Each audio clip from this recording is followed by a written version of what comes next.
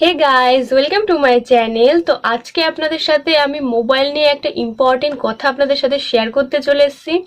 তো এই সময় করোনা ভাইরাসের প্রভাবটা কিন্তু ধীরে ধীরে খুবই বেড়ে যাচ্ছে। তো তার জন্য আমাদের প্রধানমন্ত্রী কিন্তু 21 দিনের জন্য লকডাউন করে দিয়েছে।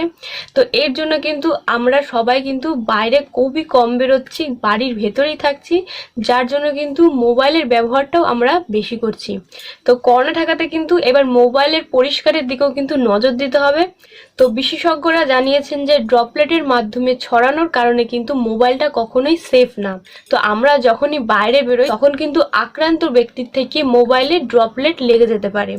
আর মোবাইল বারবার ইউজ করলে, বারবার মোবাইলে টাচ করলে সেই সব আণুবীক্ষণিক জীবাণু কিন্তু আমাদের হাতে লেগে যেতে পারে। তো তাই মোবাইল পরিষ্কারের বিষয়টিকে কিন্তু হেলাফেলা কখনোই করা যাবে না। তো এবার বলবো যে কিভাবে আমরা মোবাইলটাকে পরিষ্কার করতে পারি।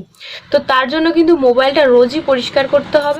তাই বাজার চালিত ব্যাকটেরিয়া রোধী লোশন দিয়ে জলের সাথে মিশিয়ে ভালো করে নরম কাপড় দিয়ে মোবাইলটাকে বারবার ক্লিন করুন। তো তার জন্য কলিং নিয়ে একটা নরম কাপড় বা মলমল ব্যবহার করে কিন্তু মোবাইলটাকে পুরো ক্লিন করতে পারেন। সেকেন্ড, মোবাইলের কোনাগুলো কিভাবে ক্লিন করবেন। মোবাইলের কোনা ক্লিন করার জন্য কটন বাডস নিয়ে নিন, আর কটন বাডসগুলো লাইজলে ডুবিয়ে তারপরে মোবাইলের কোনাগুলো ভালো করে ক্লিন করে নিন। থার্ড, মোবাইলের কভার কিভাবে পরিষ্কার করবেন। তার জন্য ডিটারজেন্ট বা সাবান জলে ভালো করে মোবাইলের কভারটাকে ডুবিয়ে ভালো করে কষলে কষলে ব্রাশ দিয়ে ভালো করে কিন্তু মোবাইলের কভারটাকে ক্লিন করতে পারেন। তো প্রয়োজন হলে শুধুমাত্র কিন্তু মোবাইলটা ইউজ করুন। তার জন্য মোবাইলটা যখনই ব্যবহার করবেন, মোবাইলটা ব্যবহার হয়ে যাওয়ার পরে কিন্তু সঙ্গে সঙ্গে মোবাইলটা আবার ব্যাগে ঢুকিয়ে দেবেন। তো রাস্তাঘাটে যখনই বাইরে বেরোবেন তখন প্রয়োজন হলেই শুধুমাত্র মোবাইলটাকে বাইরে বের করে ব্যবহার করার সাথে সাথে আবার মোবাইলটা ব্যাগে ঢুকিয়ে রাখুন। তো যখন মোবাইলে কথা বলবেন বা টেক্সট করবেন শুধুমাত্র তখনই মোবাইলটা ব্যাগ থেকে বের করে ইউজ করুন।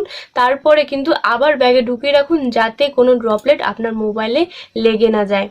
সো আমাদের কিন্তু সবসময় সতর্ক থাকতে হবে, আমাদেরকেও ভালো থাকতে হবে আর অপরকেও ভালো রাখতে হবে। তো তার জন্য কিন্তু আমাদের এইগুলো কিন্তু মেনটেন করা খুবই দরকার। আর বাচ্চাদেরকে এই সময় মোবাইলটা কখনোই দেবেন না, মোবাইল থেকে বাচ্চাদেরকে অনেক দূরে রাখুন। বাচ্চাদের জন্য কিন্তু মোবাইলটা খুবই ক্ষতিকর, আর এই সময় কিন্তু আরোই ক্ষতিকর।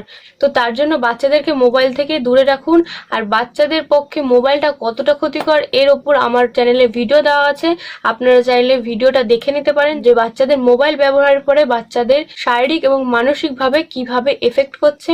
তো তার জন্য আমি এই ভিডিওর লিঙ্কটা ডেসক্রিপশন বক্সে আপনাদেরকে দিয়ে দেবো, চাইলে কিন্তু ওখান থেকে দেখে নিতে পারেন। তো ফ্রেন্ডস, আমার এই ভিডিওটা এইটুকুই। আপনাদের যদি এই ভিডিওটা ভালো লাগে তাহলে প্লিজ এই ভিডিওটা লাইক করবেন, বেশি করে আপনাদের ফ্যামিলি ফ্রেন্ডদের সাথে শেয়ার করুন যাতে তারাও জানতে পারে যে মোবাইলটা ইউজ করাটা এই সময় কতটা ক্ষতিকর।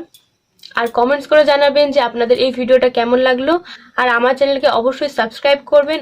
আর যারা যারা আমার চ্যানেলকে সাবস্ক্রাইব করেছেন তাদেরকে অসংখ্য ধন্যবাদ। আমাকে এইভাবেই সাপোর্ট করে যাবেন, আমার পাশে থাকবেন।